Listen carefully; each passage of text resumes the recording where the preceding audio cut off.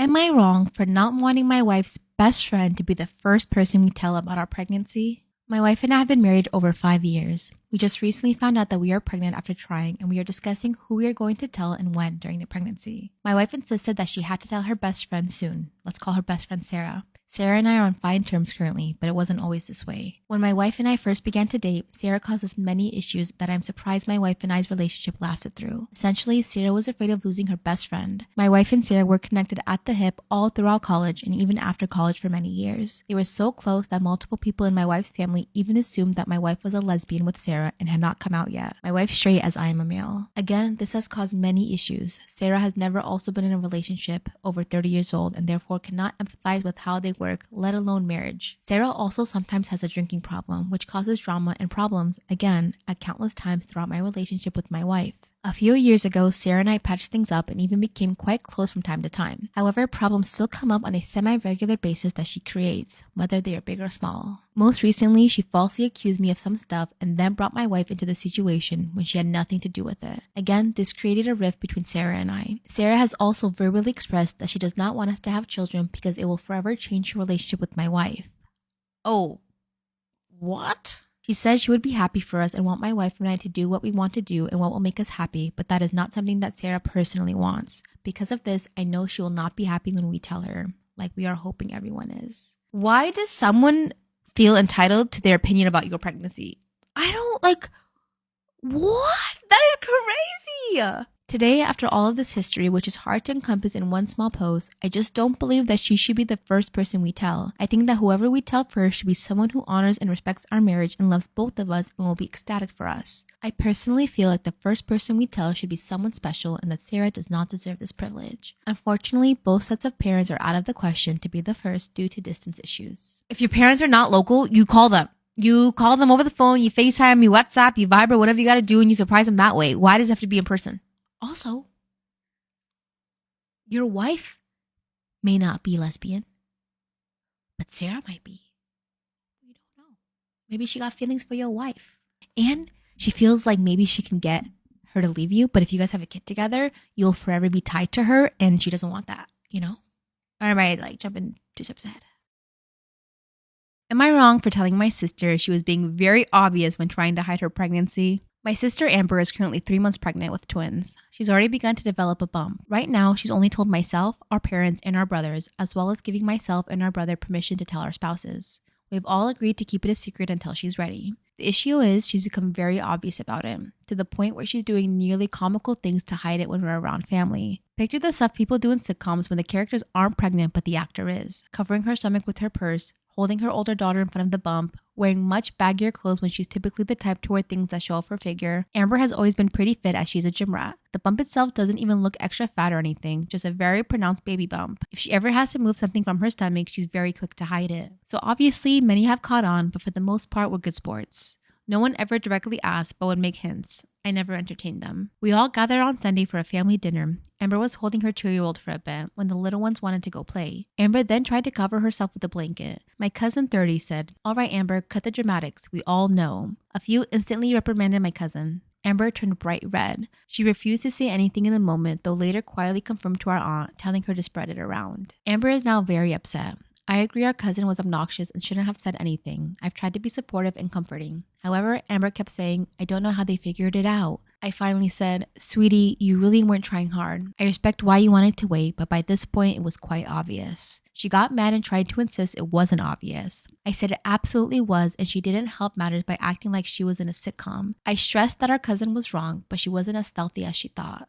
Now she's mad at me saying that I'm victim blaming. I said I'm absolutely not. No one should have said anything, but she was just being obvious and she couldn't pretend otherwise. Am I the asshole?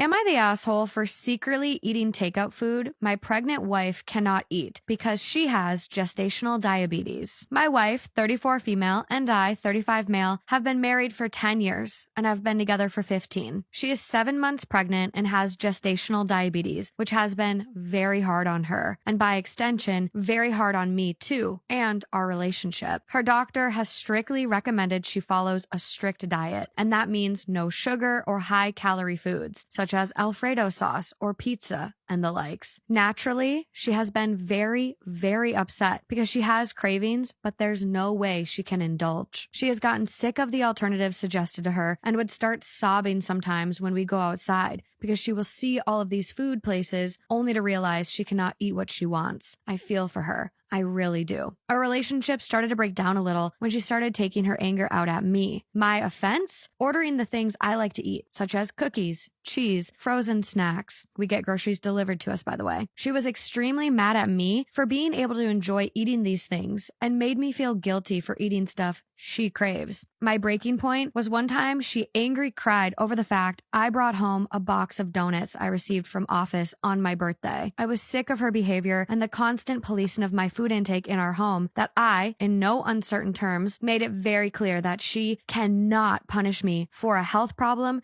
she has, and that this is my house too, and I will eat and drink whatever and whenever I please. We had a bad argument that day, and I uttered divorce. That seemed to shake us both, and we did a few sessions of marital counseling. To keep it short, our therapist held her accountable and shared that it was unfair to me to be at the receiving end of her emotional distress. However, she also emphasized that my wife is probably feeling unsupported too, and I could try to be a little bit more discreet and stick to making healthier meals together, which would be great for both of us. Since my wife cannot make up for excess blood sugar she has by working out a lot, she is chubby and has bad knees, I can see why she feels helpless. As a solution, we decided to stock up the forbidden foods in the second fridge we have in the drawing room of our home that we use to store drinks and guest snacks. It's better when reminders of the things she craves but can't eat are not there in the common fridge. This also means I can almost never order takeout at home, and sometimes I miss doing that while watching Netflix. I still missed having the occasional pasta dish at the Cheesecake Factory or McDonald's, so sometimes when I drive home from work, I eat in my car, keeping the therapist's reminder triggers in mind, because I know that my wife, knowing that I ate stuff she can't, will make her mad. Yesterday, though, I took my wife on a long drive, and she found a receipt for the Cheesecake Factory on the floor of my car. At the moment she found it, she started sobbing and wouldn't talk to me. Okay, that's a little much. She is now pissed at me and feels like I have betrayed her. I think she is overreacting, and I don't think I'm wrong, since 80% of the meals I have in a week are with her. I try to have takeouts without her on Fridays mostly. I do not think I'm an asshole because my wife and I have an agreement that I will be discreet when I want to indulge in food I want to eat, so that she does not feel triggered every time. Am I the asshole? No matter what it is, for 9 months, you can suck it up.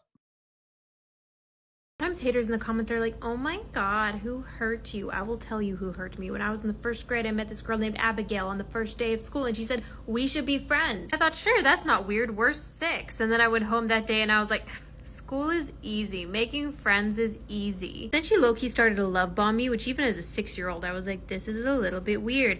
And she decided that we were best friends. And I was like, okay. In my head, we were just like regular friends. But on day 2 of school, she decided that I was her bestie. And so we were hanging out a lot. But I did like her. I did enjoy being her friend. I just thought I thought she was moving a little bit fast. And you know how before you would start a new school year, you would have this list of things you had to bring to school with you, like some Kleenex, pens, a journal, and whatnot. So we had journals, and we were supposed to write in our journals every day, and our teacher promised that it was totally private, and she would never read it, but she would check to see that we wrote in our journals. I don't know how she was planning on doing that, but every day we wrote in our journals, and after like a week, my journal went missing. And I told Miss Spada, I was like, Miss Spada, I can't find my journal. I think somebody stole it. And she said, well, that probably didn't happen. Are you sure you didn't leave it somewhere? Your backpack is at home. We went on this wild search for it, and I was like, I didn't lose it. I left it in my desk when I went home, just like everybody's supposed to do. All the students leave their journals in their desk. After school that day, Miss Spada looked through everybody's desk, and the next day I showed up to school, and she said, Abigail has something to say to you. And Abigail apologized to me for stealing my private journal with the private thoughts of a 6-year-old. I was horrified. I was like, you said that you were my best friend and you stole my journal. And she said, I'm really sorry. She said, can we still be friends? And I went, I guess so. But then I went back to my desk, and apparently Miss Spada, excuse me, sir, are you uncomfortable in the hammock? Do you need to move? Miss Spada hadn't looked through my journal before she returned it to me, and Abigail had been writing in my journal, and she'd been shit-talking me to my own journal as much as a 6-year-old can. She just wrote stuff like, Kate is annoying. Kate is bad friend. Maybe she knew that I secretly didn't think she was my best friend. I was just her best friend. I don't know. But she didn't even like me. And I was like, girl, you picked me. You adopted me as your friend. Aggressively, by the way. You wrote mean things about me in my journal. You could have written mean things about me in your journal. Nobody needed to know. We could have stayed friends. Or if you didn't like me that much, we didn't have to be friends in the first place. Why would a 6-year-old do that to another 6-year-old? Am I in the wrong for refusing to ask my partner if he'll drive my friend to work when I go on maternity leave? I'm currently 7 months pregnant and I give my friend a ride to work. I've been doing this last year because they lived 3 minutes away from me when I was in my old apartment, and I continue to do the favor when I moved in with my partner. I'm going on maternity leave next month and my friend has no idea how she's going to get to and from work. She's been trying to figure it out since I found out I was pregnant, but she can't drive. There are no driving schools nearby. The closest one is 2 hours away and they have no family to help them. I said I wish I could help more, but giving her rides while I'm on maternity leave, but driving with a newborn at 6 a.m. just isn't happening. Today, she suggested that I ask my partner, my baby's father, if he would drive her. And I said, no, I'm not asking. We live 10 to 15 minutes away from my friend, and our job is 20 minutes away from his job, and I'm not making my partner wake up earlier than he normally does to get ready for work and drive my friend to work because she can't find a ride. She made a joke saying that he should because it's his fault that I have to go out of work because he got me pregnant, and as a friend, she would appreciate the favor.